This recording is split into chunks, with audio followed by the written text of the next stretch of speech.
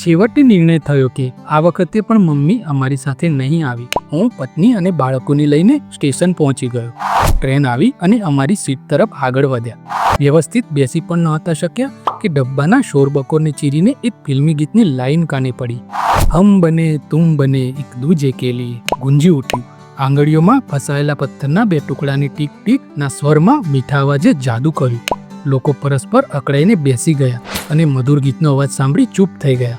ગીત બંધ થતાં લોકો વાહ વાહ કરી ઉઠ્યા. આ સાથે જ એ કિશોર ગાયકે યાત્રાળુ આગળ પોતાનો જમણો હાથ ફેલાવી દીધો.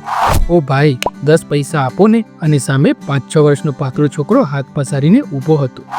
તારું નામ શું છે? મેં પૂછ્યું. તેણે કહ્યું, રાજુ. કઈ જાતિનું છે? છોકરો નિરંતર રહ્યો. મેં છોકરાને આગળ પ્રશ્ન કર્યો, બાપ પણ માંગતો હશે? છોકરાએ કહ્યું, બાપ નથી, માં છે. એણે કહ્યું, હા, કેમ? છોકરાએ મારી તરફ ગુસ્સાથી નજર કરી. શું કરે છે તારી માં? જુઓ સાહેબ, ઊંધી છતી વાતો મત પૂછો. આપવું હોય તો આપી દો. મેં કહ્યું, શું?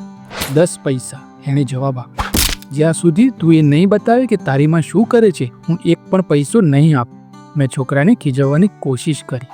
અરે બાબા, કંઈ જ નથી કરતી. મને જમવાનું બનાવે છે, ખવડાવે પીવડાવે છે, બીજું શું કરે? મેં કહ્યું, તું ભીખ માંગે છે અને માં કશું જ નથી કરતી. તું ભીખ માંગીને ખવડાવે છે એને.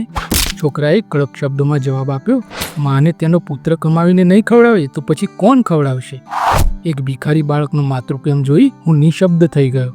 સાચે જ એ દિવસે આ નાનકડા ટાબરિયાનું કદ મને મારાથી ઘણું વિશાળ દેખાઈ રહ્યું હતું.